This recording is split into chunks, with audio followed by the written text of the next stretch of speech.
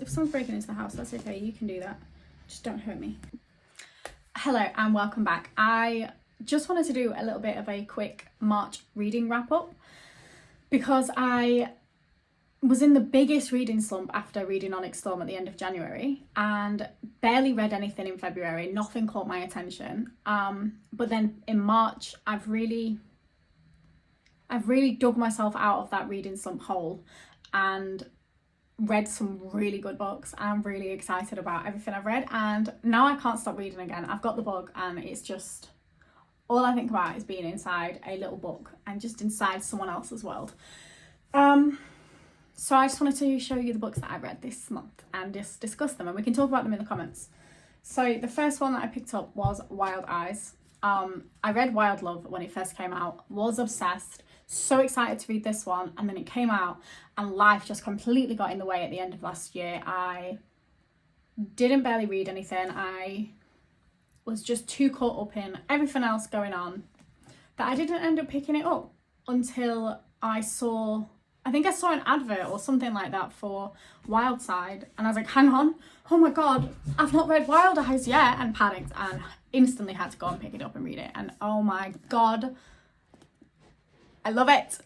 I loved it. Single dad trope every single time. I loved that it felt a little bit like Hannah Montana movie. You know, pop star comes to a small town, kind of meets someone, discovers her roots, discovers like who she actually is. I eat this up. If I could live in Rose Hill, I think I'd be happy. I think I'd be the happiest person alive if I could live in Rose Hill. And the whole world building that Elsie Silver does of the community of people. I love that you always get all the other characters pop in, show their head. They're always so supportive of one another.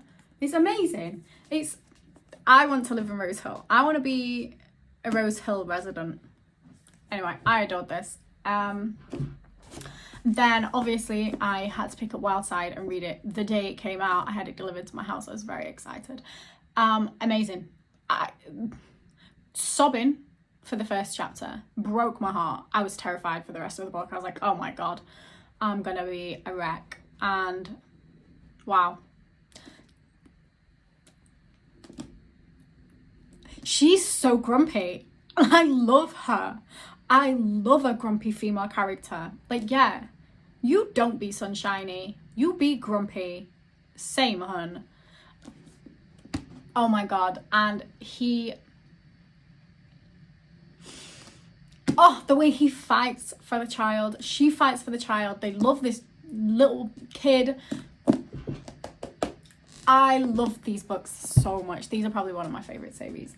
I still think Ford Grant is my favourite male, but then West and him too. Oh, okay, I don't know, I can't pick, but very much recommend reading Wild Side if you haven't already. Go and read it. Very much enjoyed it. I then couldn't fight it any longer, if I'm completely honest, and I had to reread Fourth Wing. I had to. I'm so sorry. I did audiobook it though, rather than sitting down and rereading it. I had it on audiobook while I was kind of working, doing other things, times I was driving and stuff. Loved it just as much the second time around.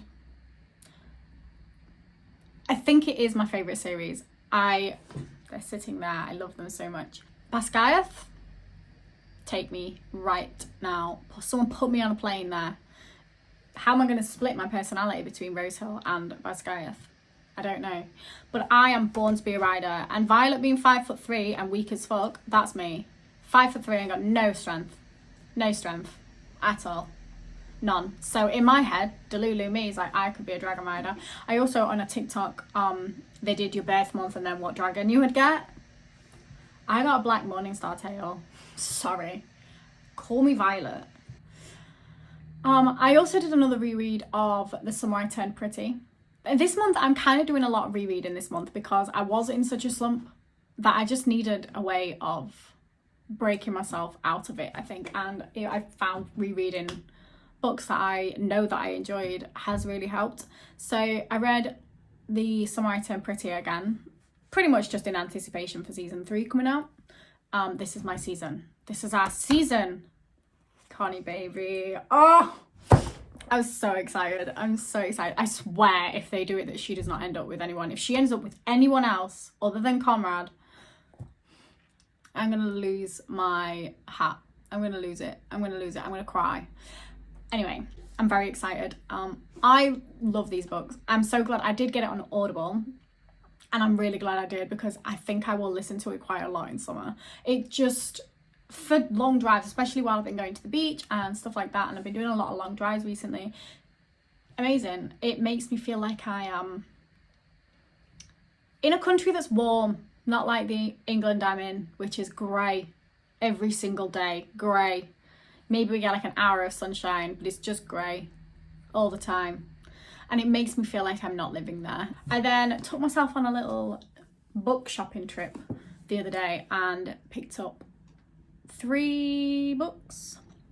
One of them I've not read yet, but I read 2 of them and finished another book in a weekend. And I was like, wow, I've not put a book down. There was a book in my hand from the minute I woke up. From the minute I finished work on Friday to going to sleep on Sunday, there was a book in my hand.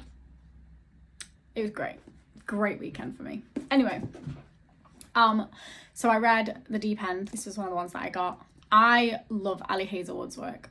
I love her books so much. I think the characters are always so multifaceted, and the stories, you always obviously know where a romance story is gonna go.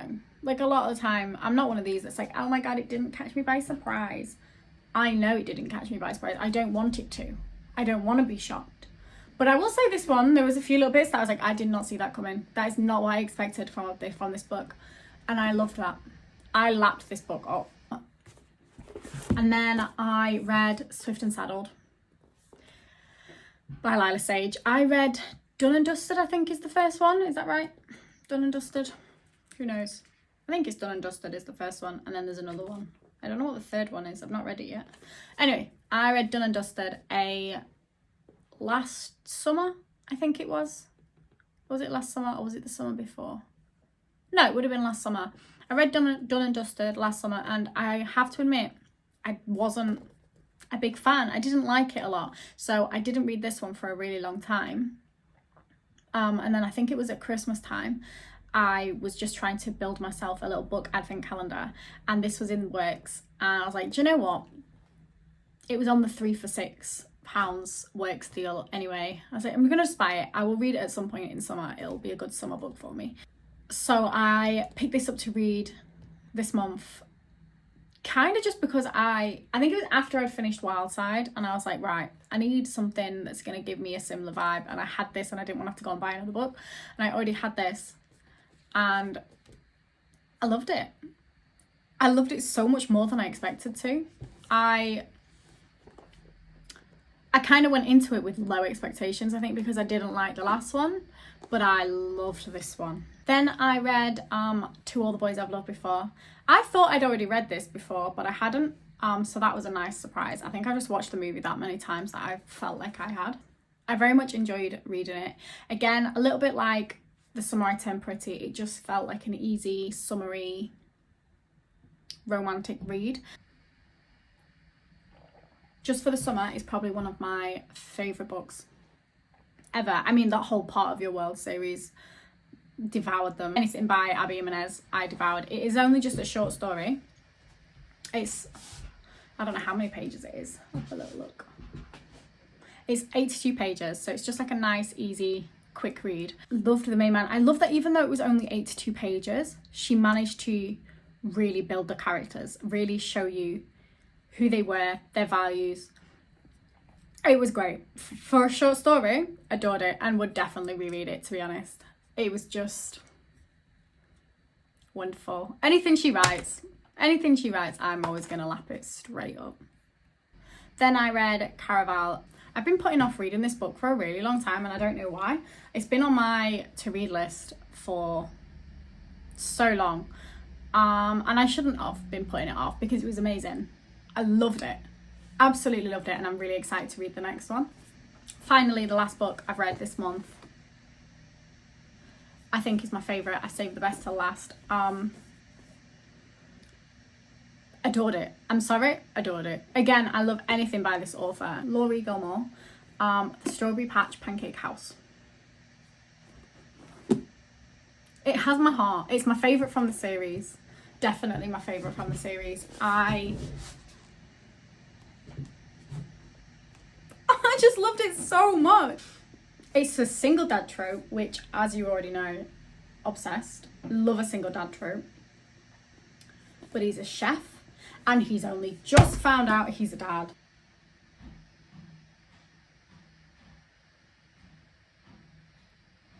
I don't know what that banging is, but I don't think I want to know. Is someone breaking into the house? If someone's breaking into the house, that's okay. You can do that. Just don't hurt me. He enlists Iris as a nanny to help him look after his daughter Olive, and Isla doesn't like kids, and her relationship with Olive, it's adorable.